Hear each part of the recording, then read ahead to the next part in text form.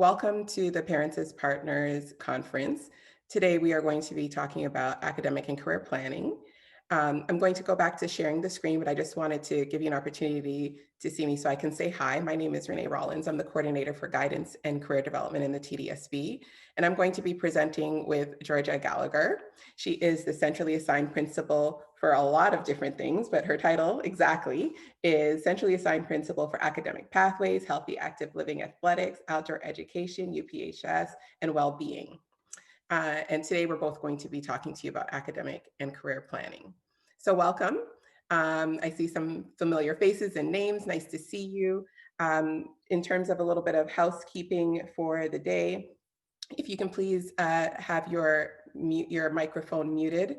And once we start the presentation, you can also turn off your video. I think it helps in terms of just, everything moving smoothly. And if you can please use the chat function to ask questions. We will have natural pauses after each topic, and we are happy to answer those questions at those times. And we'll of course have opportunity to answer questions at the end of the presentation. So I'm going to go ahead and share my screen with you now.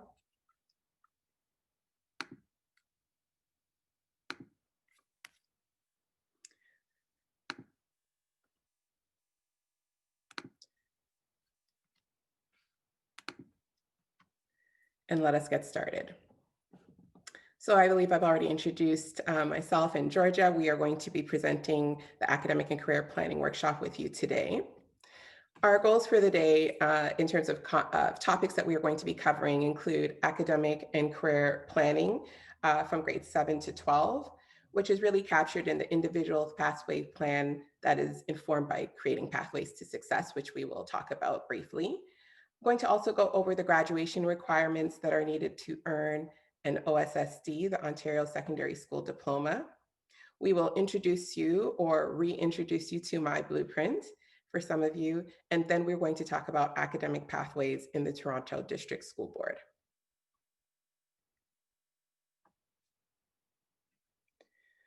So academic and career planning is supported by the Guidance and Education Program in the TDSB. We support students in their grade 8 to 9 transition, planning throughout high school, the transition from high school to post-secondary, with skills developed for students to continue this lifelong journey of career development. We encourage and teach students to learn about themselves and be aware of opportunities, set goals and make decisions, and plan for the future. Students learn how to be reflexive and ask these questions by using my blueprint, an online educational planner, which I will talk about briefly shortly.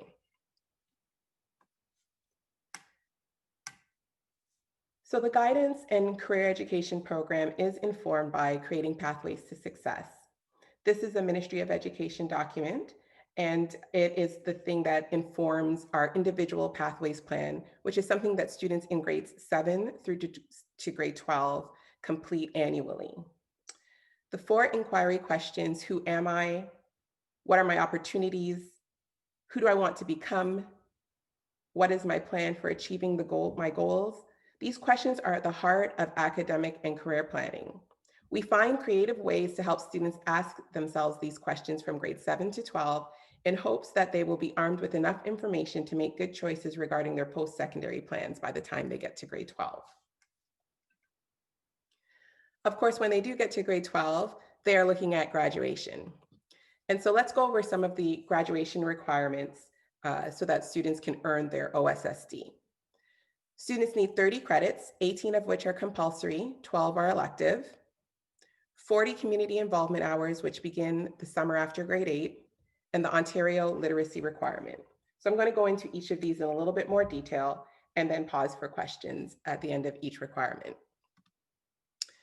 So up first are the 18 compulsory credits and the 12 electives.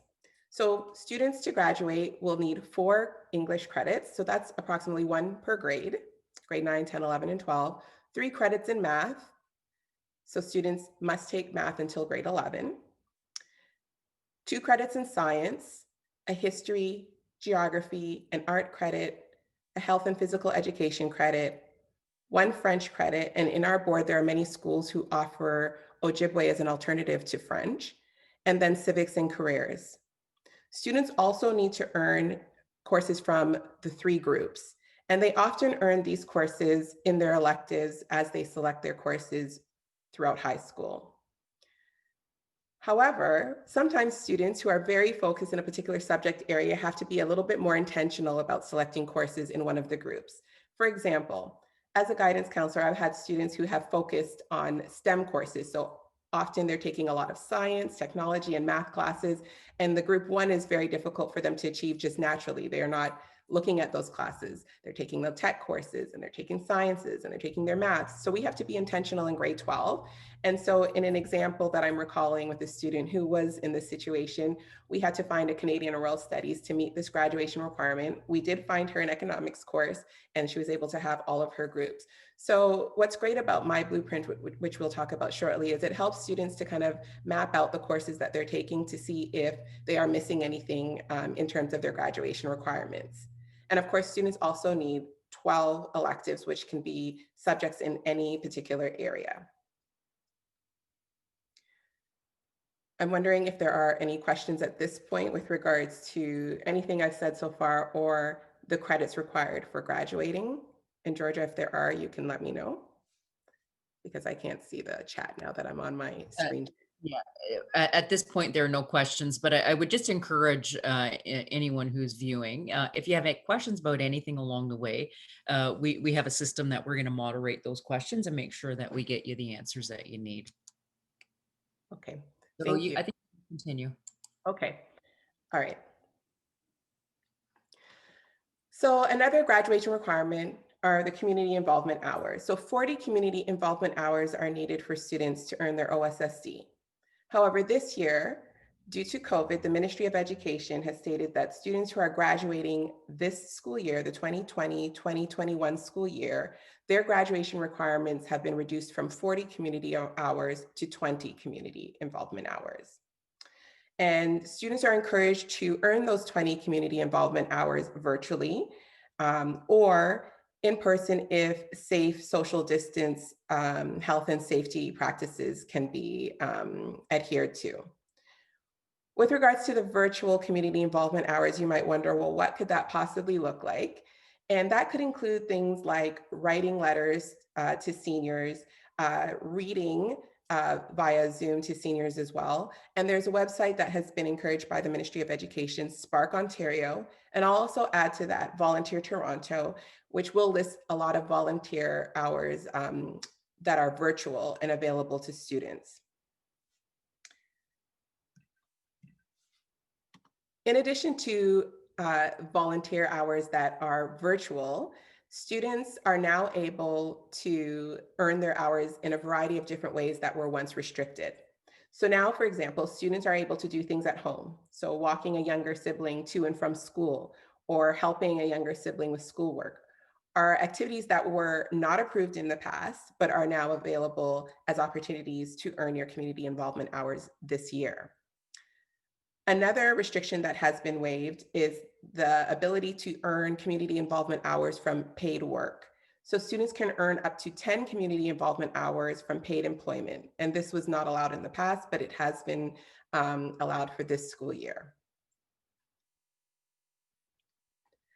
In addition to changes in the community involvement hours, there have been some updates to the literacy requirement. So students have to earn their literacy requirement in order to graduate. And this year, students are allowed to take the literacy course if they are graduating in February of 2021 and have not taken it before or have taken it and were not successful. They're able to take the literacy course. They're also able to and have always been able to participate in an adjudication process if they're unable to take the course and have not passed the literacy test. For students who are graduating in June of 2021, they may write the literacy test, enroll in the literacy course, or participate in the adjudication process. So according to the Ministry of Education, there is every intention to host the OSSLT in the spring, and we are waiting more information about that. We do understand that this year we will have last year's grade 10s, so those students who are currently in grade 11, and this year's grade 10s who are waiting to take the literacy test. And we are waiting more details from the Ministry of Education with regards to that. So For students who are graduating at the end of this school year, they do have 3 opportunities to earn this literacy requirement. They can take the test, they can take the course, or they can participate in the adjudication process. Okay, so we're going to move on and talk about my blueprint. Were there any questions around the graduation requirements, Georgia? No, there are not. And I just did a quick little survey on chat as to who's in the house today. So we've got quite a few elementary parents and guardians, and a couple of secondary as well. Okay, wonderful. So we'll move on to my blueprint because this is definitely something that's relevant to parents of students who are in elementary and secondary. So we have My Blueprint, which is an online educational and career planning tool that we use in the Toronto District School Board. It helps students with their All About Me portfolio and their individual pathways plan, which is the grade 7 to 12. And it allows students to plan their courses for high school. It allows them to discover their learning style and interests, set goals. They can create a resume. They can compare and contrast college and university programs, explore skilled trades, research occupations, learn how to budget. It's basically our guidance and career education tool online that guidance counselors will use to support students as they plan for their academics and their careers in the future. I'm going to show 2 short videos that will introduce you to the student account and the family account in My Blueprint.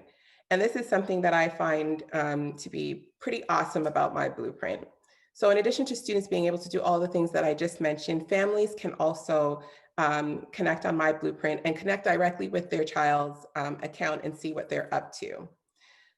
The other piece of My Blueprint that I think is actually quite awesome is for students when they are thinking about post-secondary plans.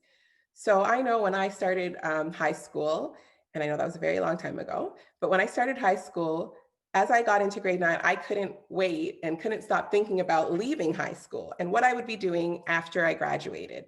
And My Blueprint allows for students to map out all the courses that they'd like to take from grades 9 through to grade 12, and then start looking at their post-secondary programs of interest.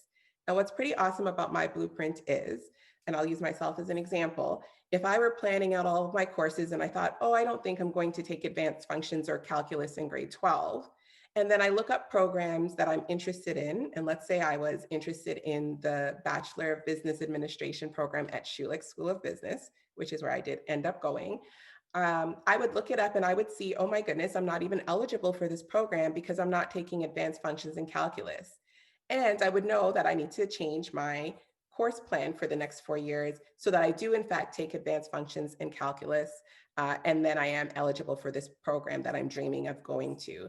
So it allows students to really take initiative, and their families by connecting to their accounts with regards to the courses that they take to make sure that they are prepared for the post-secondary destinations that they'd like to attend. So I'm going to take a minute and change my screen and share videos with you.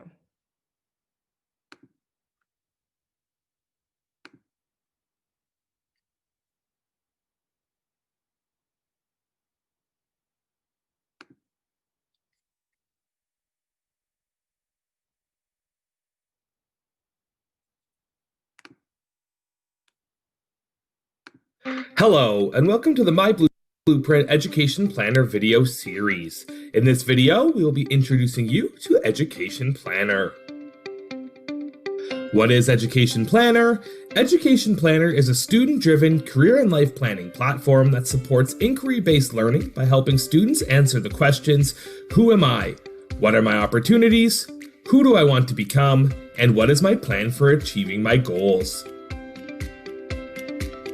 Who Am I assessments help students discover their learning styles and personality types, interests, desired knowledge, and factors that will motivate them to be successful. Students are matched with occupations, post-secondary programs, and even high school courses, which are refined as they answer more questions about themselves. Job-specific compatibility surveys unlock powerful occupation matches based on real-world tasks to better inform student self-discovery.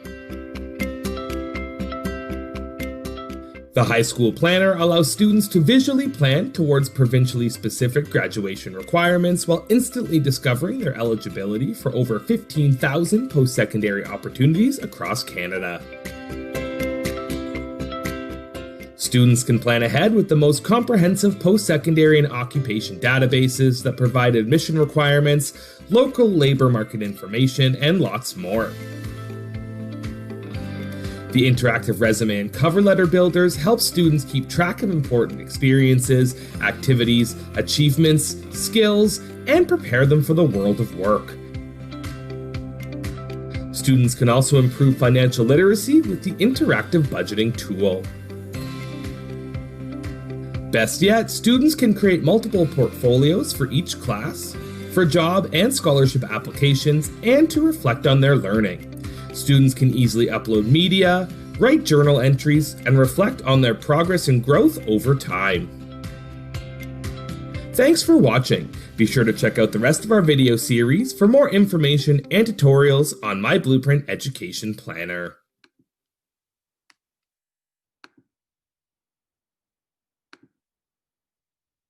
Blueprint Education Planner video series. In this video, we are going to introduce you to the family account, where you can stay involved in your child's education and career life plans and progress.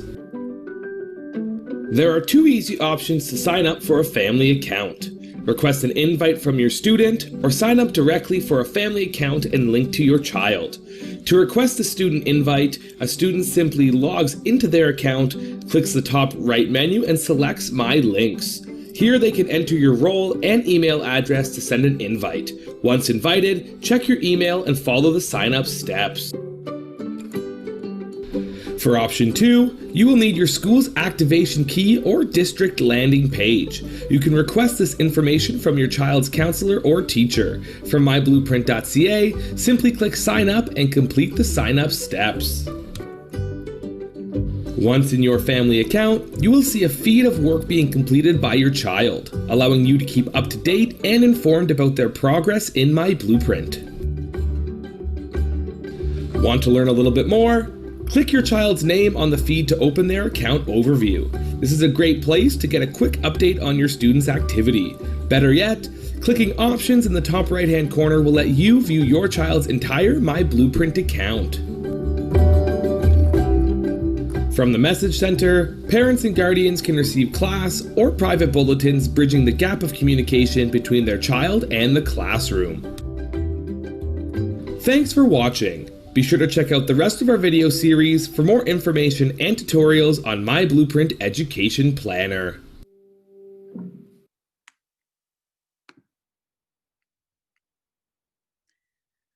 Okay, wonderful. I'm going to get back to our slideshow.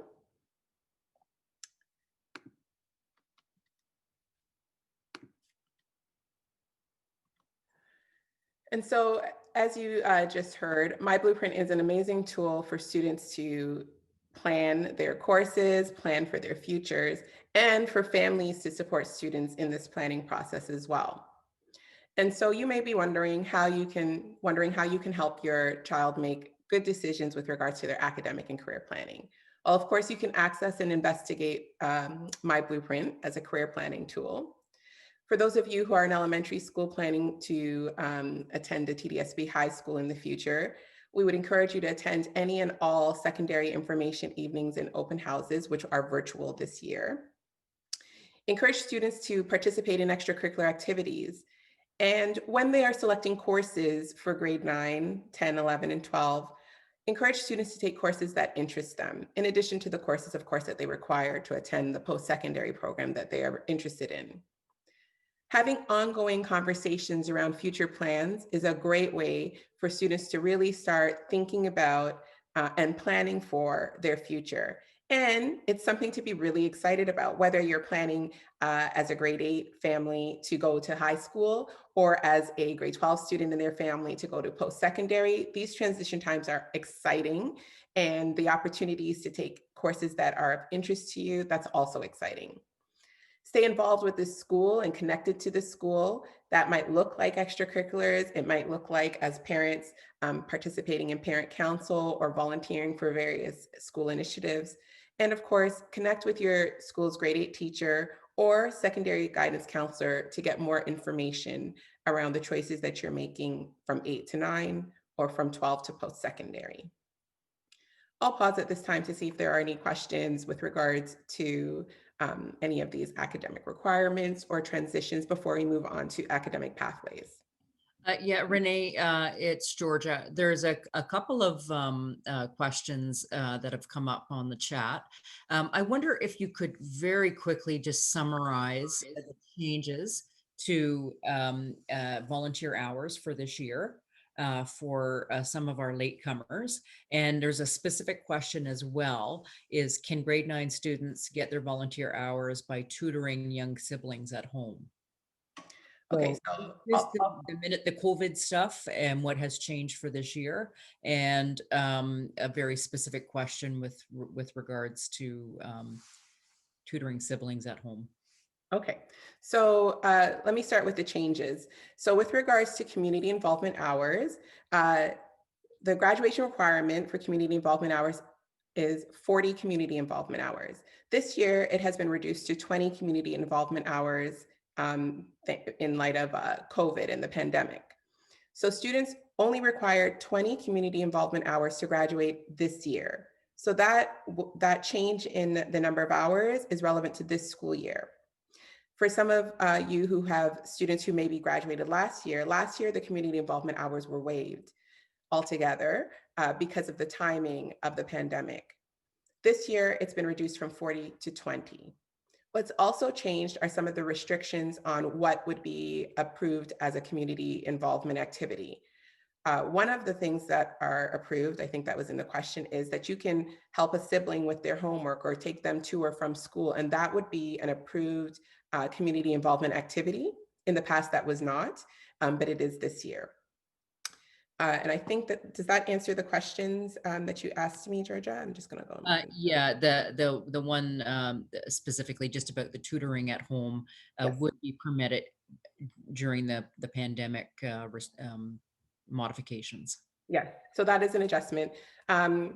Previously, doing things within your own home, that wouldn't have been included. You'd have to like kind of leave your home and do something for someone else. But this year it has been adjusted so that tutoring from home, taking a sibling to or from school, helping your family, all those things would be approved. I see a question around how do we contact guidance counselors?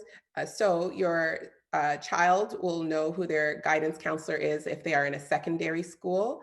If you are in an elementary school and you have questions about a particular high school program, you can certainly call the high school and just ask for the guidance department, and any of the guidance counselors there can answer your specific questions around their programming.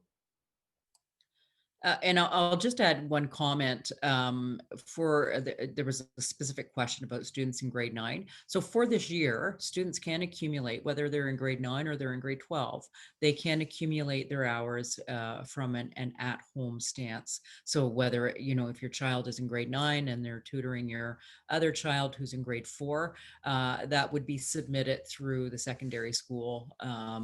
There's a process at each school to do that. Yes, and you can, your son or daughter could certainly ask their guidance department for the form to fill in. And as a parent, you could sign off that they in fact did the tutoring of a sibling or something else within the home. Okay. Okay, so Renee, we have a couple more questions just regarding community service hours. First one is, why won't the school accept community hours if my child submitted enough hours in the past? I'll give you a quick answer from a principal perspective. Students are only required to have 40 hours, and that's what typically is recorded in the system. There are some volunteer scholarships and or word recognitions that can be made, and so for those purposes students are typically asked to maintain a record of their volunteer hours. So like the Lieutenant Governor Award, as an example, each school awards that for volunteer service. And there's an application process for that. But in terms of how we record all of the graduation requirements in our electronic system that we call Trillium, it needs to be reflected as 40 hours. And I'm hoping that that would uh, satisfy the answer to that question. There's a question about school approval, Renee, for volunteer hours. I'll pass that one to you. Sure. So when students complete their community involvement hours, there's a form, a TDSB form that they would use to, I guess, compile their hours. They submit it to their guidance counselor. Now, in the past, the guidance counselor will review these, and they will this year, of course, too. They review the community involvement hour form and sign off on whether it's an approved activity or not. On the back of the form that your child has, it talks about what's approved and what's not approved. As I mentioned to you today, they have adjusted some of the things that were previously not approved to be approved activities in light of this pandemic. So the guidance counselor would review those activities and then sign off and then input the hours into our student information system so that the student will have those hours accumulated towards their graduation requirement. So that's the process for approvals. As I mentioned before, a lot of new things have got onto the approved list. So if you've submitted something in the past, now, if the student completed an unapproved activity in previous years, it would not count this year. So for example, tutoring a sibling at home 2 years ago, that would not be approved. Tutoring a sibling at home yesterday would. Okay, that's good clarification. There's a question from a parent who has a child in grade 11, and they haven't started their community service hours, and the person's son thinks that that's going to be reduced for them. Can you just clarify the reduction due to COVID for this current school year? Yes. So the reduction from 40 to 20 community involvements hours is relevant through this school year and students who are graduating by June of this school year. So June 2021. We will await information for the following year to see if that will continue, but that was not in the memo that we were provided with. So the reduction in hours is not necessarily going to happen next year. We will find out next year if any changes are going to occur for the community involvement hours due to the pandemic. Okay, that's great. It answered that question. There's another question about students involved with Girl Guides and helping younger group. Would that count toward hours? Yes, that would. Yes. I'll just answer it. So that's good. There's a question that's coming up about high school entry exams, and that would be for the specialized schools. So Renee, maybe this would be a good juncture for you, maybe just to touch base with that process. Sure. So we are currently updating all of the grade 8 to 9 transition resources, and they should be ready by November 2nd, which is also when all the optional attendance forms will be available. Schools, virtual information sessions or pre-recorded sessions, in addition to their processes for their specialized programs, will all be available at that time as well. So if you are a parent of a child who's interested in attending a specialized program, I would encourage you to take a look at that school's website and connect with the guidance department of that specialized school to find out more details. But those details will be posted online by November 2nd. That's great. I just clarified a couple of questions in the chat itself, and making sure that parents' questions are answered. We'll continue. We're going to move forward with the next part of the presentation. But what I would just ask is to keep those questions coming. I think I'm up next in terms of the presentation, and Renee will moderate any of the questions in the chat. I want to thank Renee thus far in terms of the presentation. What I want to express is how nice it is at a time when there's chaos all around us for us to be actually doing something that is more normal. And this is really important for your kids. This planning process brings a sense of calm. It brings a sense of routine, and it really helps with their well-being, because we're in this planning process moving forward into the future, and their present right now is very, very chaotic. It is uncertain.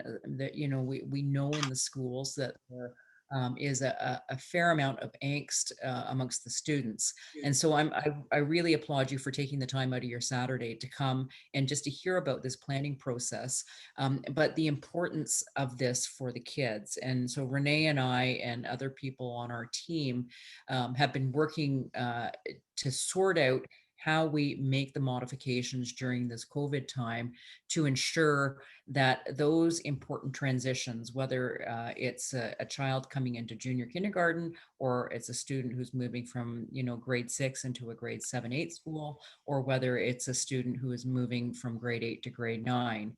And this is a big part of what my presentation will be, is to explain some of the work that the board has been doing over the last number of years related to the specific transition into grade 9 courses. I do want to just acknowledge our Associate Director, Karen Faulkner, is a part of this presentation today. She's done such great service to the board over the years. So welcome, Karen. And I also want to acknowledge Jason Toe, who is one of our centrally assigned program coordinators. And Jason and I work really closely together on academic pathways. And so he's my expert. He's been just doing a ton of work, but his other expertise is in mathematics. And he's been working with the ministry because we've got some new courses that are being rolled out in the very near future. So welcome, Jason, as well. I wonder, Renee, if you can put the slides back up for the academic pathways. So since the early 2000s, the board has been gathering data and research information about students who take various different levels of courses at the high school level, and where does that end up for them when they move into the post-secondary environment. And our data has shown, in fact, that the ministry designated courses, applied, locally developed, steer kids in a direction that is fewer opportunities and certainly less students who move in that path coming out of grade 8 into grade 9 actually pursue post-secondary education at the college or university level. So as a system, we have been working on an implementation plan to take away those barriers for post-secondary opportunities for kids. And one of the key things that I think is really important for everyone to understand is, we know, because of our research and our data, that the majority of kids affected by this are those who have socioeconomic barriers, those students who are Black, those students who are Indigenous, and other students who are racialized. We know that. And part of my big, strong message as we move into September is our tenets of equity as a board can't just be a statement on the board website. This is actually putting our equity beliefs into action and removing those barriers and those segregations that take place in grade 9 through the current system of academic, applied, and locally developed, to take away that segregation and to allow students to have every opportunity in grade 9 and in grade 10 to pursue those pathways once they specialize in grade 11 and grade 12. And so we're at that point in our plan that these 5 subjects, which typically are the ones that are streamed, will actually be delivered next year in grade 9 for all students in a de-streamed way. So for you and your kids, if you are on the chat and you've got a child in, grade 8, but also those of you in elementary, because I know there's a fair number of elementary, as they navigate their way to high school, you need to know that both at the elementary school level, like from junior kindergarten, from the moment your child's entering into our system, all the way up into that transition, we are working together to ensure that they have the belief in themselves, that the teachers have a belief in the academic capacity of those kids to be able to learn, and that we work together in that perspective of junior kindergarten to grade 12 to make sure that any barriers that are in the way are removed and that they have the full opportunity. So if you have a child in grade 8 right now, for them entering into grade 9 next year, it's not going to look very much different, because in fact, in our system, elementary school is all de-streamed. And so this shouldn't be a cause for any kind of angst or worry. It should be a cause for celebration, because, all of our hard work leading up to September 2021 has led us to be able to provide this programming, this open programming for everybody. Part of the trend within the province has been to move in this direction, and in July the Ministry of Education made an announcement that in fact province-wide, starting in September, there will be only one math course, and they're working in developing that math course right now. So this is just not a TDSB-based initiative. This, has caught fire everywhere, and I'm proud of the TDSB, because many of the other boards who are just embarking in this pathway of ensuring opportunities for kids, they're reaching out to us and saying, how did you do it? What are your successes? What do we need to avoid so that we don't run into difficulties? So this is a big deal for us, because it's a time of celebration in September, and we're moving toward that grade 9 open level academic pathway for everyone. So your child may be feeling a little bit of angst, but again, part of what my message to you as parents would be in speaking with your kids is, it's going to be no different than what you currently have when you have math in your grade 8 class. You're going to have a variety of learners, a variety of learning styles, and a variety of strengths and a variety of weaknesses in each class. On our end, part of what we have set up in each school at the secondary level is an academic pathways implementation team. And this team has been working over the last number of years to make sure that we are ready for September 2021. If you have kids in high school already, many of you will have already experienced a de-streamed grade 9, either course or courses, or the entire program. We have many schools actually right now who have already phased this in completely. And each different community has had a different pathway to bring this to fruition for September. But having looked at all the information in the last couple of weeks, I'm so confident about our next steps.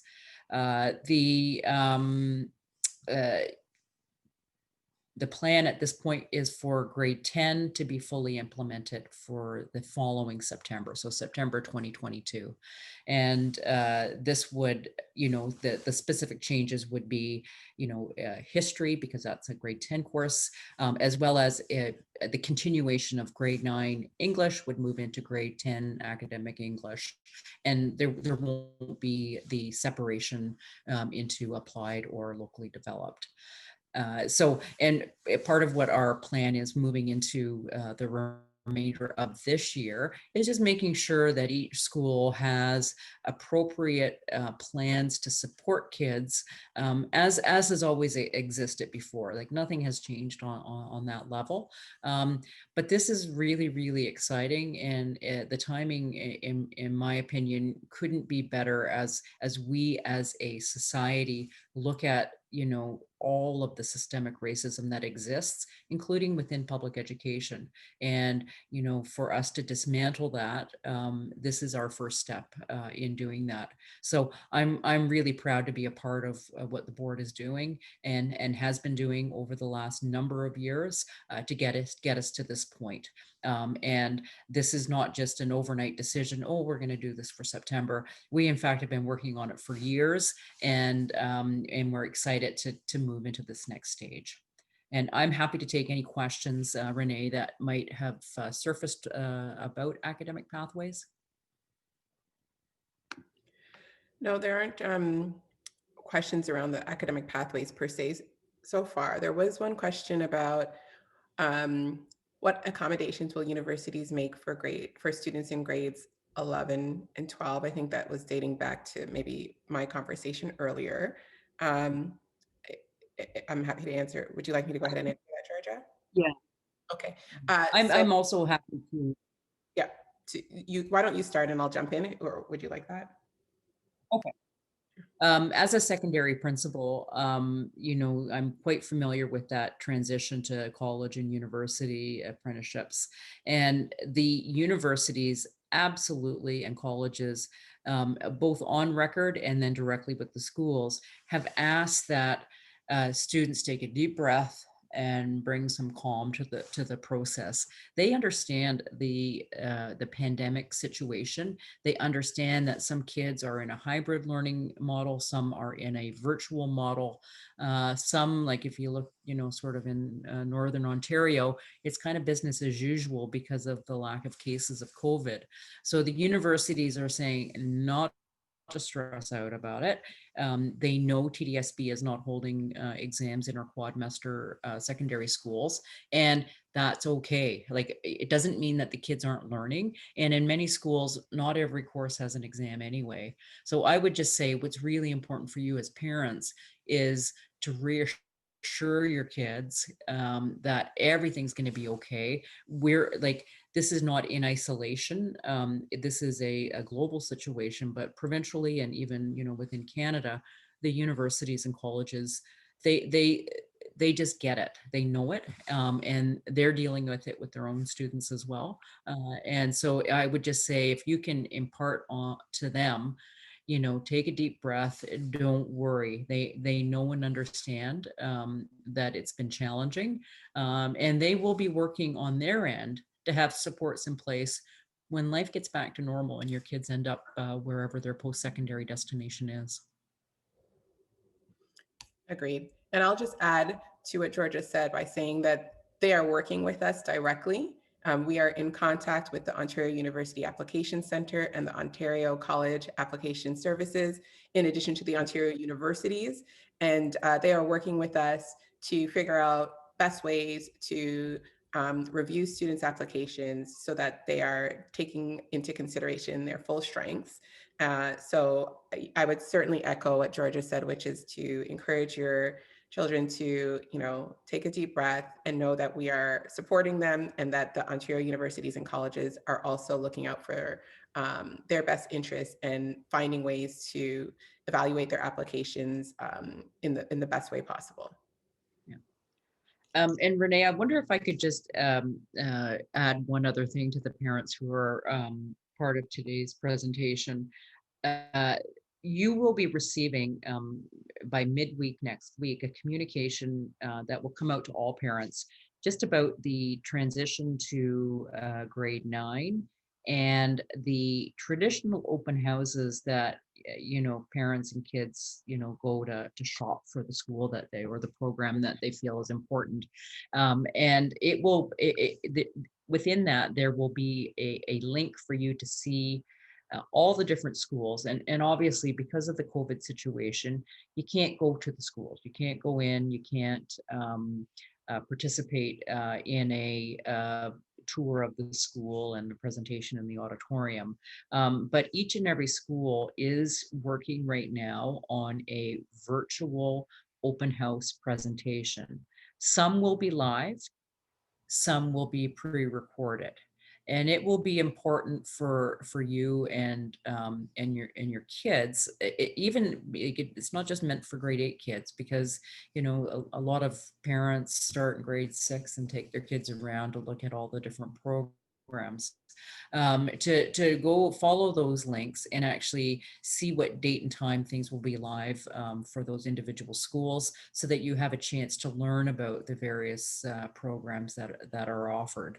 I think Renee already mentioned for the specialized, schools, like, and I'll just use Etobicoke School for the Arts, things will be different this year. And so if this is a pathway that you're considering for your child, or your child is interested in, it is really important that you get yourself through those links to the open houses and understand the adjustments due to the pandemic in terms of how entry will take place this coming year.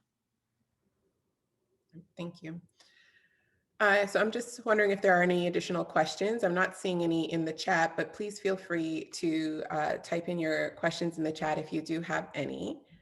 I think I've answered some. Karen. Hi there, Renee and Georgia. Thank you so much. And to the parents who are here, I did note that many are from elementary. And at the last PIAC meeting, there were questions around what are the elementary schools doing to get ready, because some principals weren't entirely sure, given the number of staff who've been redeployed to virtual schools. So could you help with that clarification? Sure. Yeah. So I think, are we referring to the elementary itinerant counselors being redeployed to the classrooms? Yes, and also that there be consistency across the district, that we're trying to assure across the district for all grade 8 information type evenings. Okay, so I can start. So we are centralizing a lot of the resources for the grade 8 to 9 transitions. There is a Beyond 8 TDSB website that has a lot of information that has been updated and continues to be updated. And so through the elementary school principals and the grade 8 teachers, we will be sharing those links with you. In the past, elementary counselors would lead a transition information night for their elementary students, their grade 8 students. We have created a video, a cartoon, to share that information with grade 8 students and their families. That will also be available online, and the elementary principal will be sharing that with families. As Georgia mentioned, and I mentioned earlier, that same Beyond 8 site has a link to the open houses, which are of course virtual this year, and some pre-recorded ones. So that will be available for you as well to click. And a lot of our resources that we often wait until maybe January, because course selection actually kind of begins in February. So we produce a lot of resources in January. We have worked to make sure that those resources will be available in November as well. So we have a Choices magazine that is a very comprehensive course selection, and just generally TDSB navigation magazine that lets you know about all of our alternative programs, our adult programs, our specialized programs, course selection, academic pathways. It has a lot of information. It is also being updated and will be ready for you on November 2nd. So we were spending the last month trying to get ourselves coordinated so that we would be prepared to support the grade 8 to 9 transition centrally, and then of course through the elementary schools and secondary schools support. So hopefully by November 2nd, everything will be there, and hopefully you'll be able to navigate through the site and those resources and support your child. Georgia, did you want to add anything? Yeah, I did want to add, Renee and I have been working on a presentation that will go out to all of the schools, so that principals at the elementary level can use that at school council meetings to take the entire, because we don't have a critical mass of participants today, but so that the parents who do participate in school council meetings can be taken through a very similar presentation as what we've done today. It would be adapted a little bit so that all the parents within the school know and understand. I did also just see a question that came up related to what do you look for in a secondary school. If I can say as a secondary principal, and I've been at every sort of schools that are, just the usual down the road school, specialized programs within a school, and then most recently a specialized school where everyone was on optional attendance.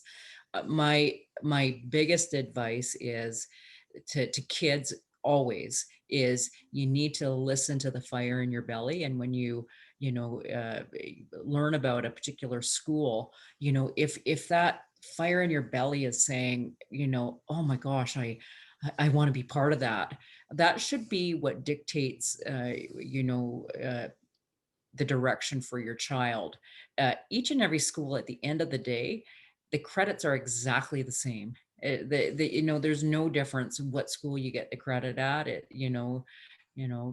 Grade 12, English is grade 12 English is grade 12 English, and they're all viewed the same by post-secondary institutes. There's not if you go to school X, you get a better chance of going in. You want your kids to feel part of a community, to feel welcomed, to feel represented, to feel that they can put up their hand and say, I want to participate in X, Y, Z. You want opportunities for their personal leadership development, and that sense of belonging, and that fire in their belly is going to really ignite when they get connected with a school or a program where they can see themselves. And that's my advice to parents. It's been my advice to parents all the time. It doesn't matter, if you look on a list, because there are lists that rank schools, that really means nothing. If you're in, what might be ranked as, one of the top schools in the city, and your child's really unhappy, it doesn't really matter. You want them to feel confident that they belong, and that they can see themselves making their way through to grade 12. And I got Karen who's put up her hand, so I'm going to let Karen. Just giving you a thumbs up. That was an awesome answer, Georgia. It was an awesome answer. And as a parent of 2 boys, I can completely echo that sentiment. The fire in the belly and whether they see themselves in that school is more important than any data you pick up. Doesn't mean you don't look at the data and pay attention to it. It informs decision-making, but it doesn't decide it. Yeah. So, I hope that answers the question. And I hope, the presentation today has kind of opened up your mind a little bit. I would say some of the takeaways, right now your kids are stressed. We know that. We're doing everything that we can to make things as normal as possible. And part of that normal as possible position is making sure that we maintain routines. And so this routine, especially from a perspective of elementary to secondary transition, we're going to continue with that routine, and we're going to keep things as usual as possible, and to have you parents as partners, which is the name of our conference, in stride with us and in stride with your kids. We're going to make sure that pathway that they're moving along takes them to those opportunities for success once they finish. Agreed. And I would just also add to remember that we are here to support you. Please connect with your child's classroom teacher, with their elementary school principal, with their secondary guidance, secondary administration. We are all here to support you in creating that as usual as possible and to answer the questions. We understand it is a unique school year, and the process of grade 8 to 9 might look a little different than what you might be used to if you have students who have gone through the 8 to 9 transition. But the TDSB staff is amazing. The teachers, the admin, we're here to support you and to help you in the transition from 8 to 9. And if you have students who are in secondary, from secondary to post-secondary, and we're always happy to help. So thank you so much for spending this last hour with us. George and I are happy to stay a little longer to answer any questions that you may have in the chat, or as people leave, if you want to unmute and turn on your video and ask questions, we're happy to answer those and stay a little bit longer. But thank you so much. I'm seeing a question here. Someone is sharing that, that they have students where the quad model is working wonderfully for her son, and it's different from board to board. And I guess they're having looks like they're having a great experience with the quad system, and that the staff has been excellent. So thank you so much for sharing that, Maria. It's good to hear. I know we're all working really hard to try to make sure students are successful. We are trying something new with the quad system for many schools and students. So it's great to hear that it's going well. I would also say, just as school started, I had an opportunity to step back into my former school, and it was absolutely wonderful to see the kids back in the building. And while it's different, the things that kids need to thrive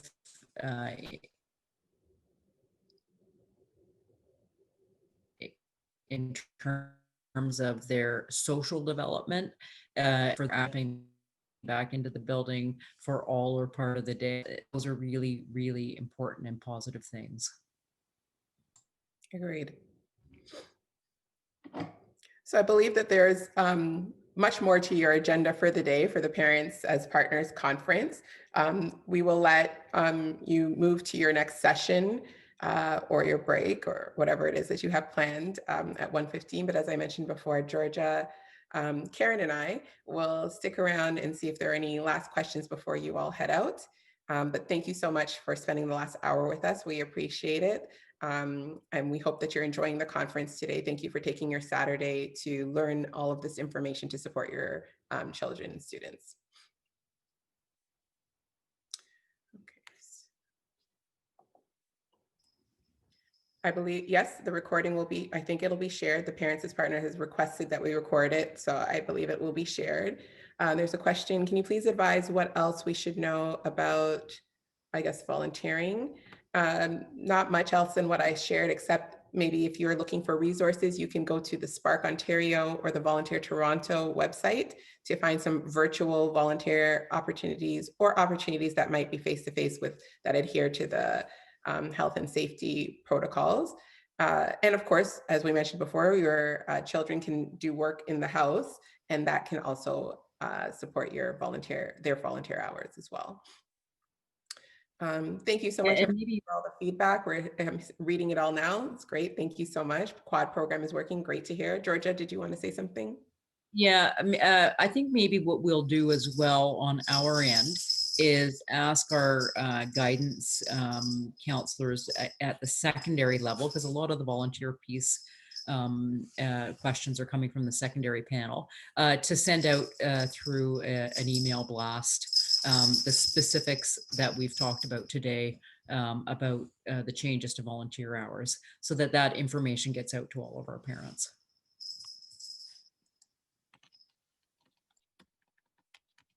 I'm just answering some questions in the chat.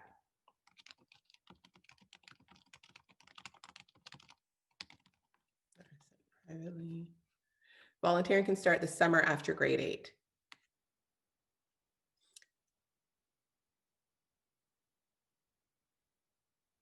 You're welcome. To everyone who's saying thank you, you're welcome. Are there any prospects for secondary school going back to a semestered system? I think I can answer that. While we're still navigating the circumstance of COVID, certainly just because of the reallocation of staff that has taken place, to create more disruption and try to get teachers back into the bricks and mortar school at the same time that COVID cases are going up, it is unlikely that that will be the situation for this current school year, although that decision hasn't been made. But just around managing expectations and working with your child, in all likelihood, we will be seeing the quadmester through to fruition until the end of June.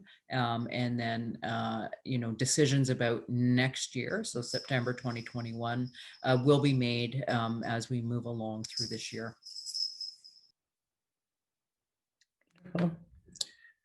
Okay, I'm not seeing any additional questions, and it's 1:15, Georgia. So I think we're good. Oh, wait 1 second. Importance of extracurricular. My daughter is in grade 10 and an introvert. How do I encourage her to join these activities? It's a great question. I would start small. She might not run for student council president as her first extracurricular, but many schools have extracurricular activities that are related to like subject areas that might be of interest. So students, I've had this kind of profile suggested they might help with tutoring. So science tutoring, math tutoring, whatever subject they may be good at.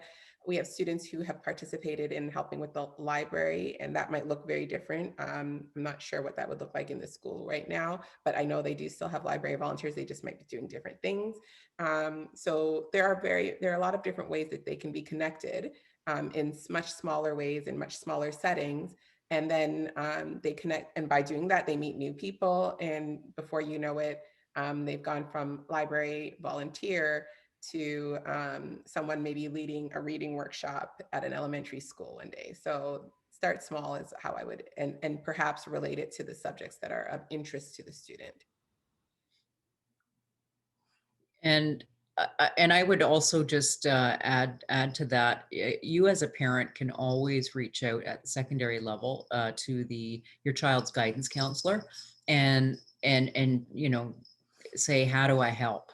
And typically at the school level, the guidance counselors have a finger on the pulse of what's going on everywhere and may be aware of an opportunity that would be a really good first step, and be able to say, oh, you know what, I actually need a volunteer to help me with something, or I know a teacher needs this, and it's part of a bigger piece, and they can help with that direction. Is there a possibility for the quadmester system to continue past the current situation because their child is thriving in this focused learning? Yeah. So I'll let you I answer think, that. yeah. At this point right now, like it's hard to imagine, and I'm just as a citizen of the province, it's like I try to parachute myself into a year from now, and I don't actually know what a year from now is going to look like, but I suspect that we're not going to be out of the pandemic situation totally, and some schools may make a decision to adopt a quadmester once life gets back to normal, and that those would be individual decisions. So I would say there's a chance on an individual school basis. There's a chance, actually, depending on how we progress through the pandemic and bringing our numbers down or not, it could possibly be extended into next year. I think if that is the case, it will not be as chaotic as this September has been in October, because it will be a lived experience and we'll have learned from it. And I think this is also a great opportunity to also add that in the TDSB, we have many alternative schools, and they have always been operating in a quadmester setting. And so if we find ourselves in a time where many schools have gone back to the semestered system, consider looking at alternative schools because they have adopted quadmester systems as their way of being an alternative school. So that's an opportunity for your child as well. Someone asked a question about, can you do more than 40 hours? You most definitely can. Not all schools record more than 40 hours. So your son or daughter would need to maintain like a portfolio or something that keeps all their hours together so they have them there, and they can, like they have proof of them, like whether it be letters or certificates, so that when they apply for scholarships or post-secondary programs or awards, that they have that information themselves, because like I said, not every school actually puts in more than the 40 hours for students.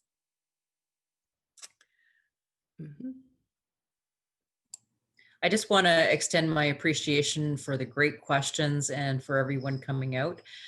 We want to wish you a good rest of your day and the sessions that you're going to be attending.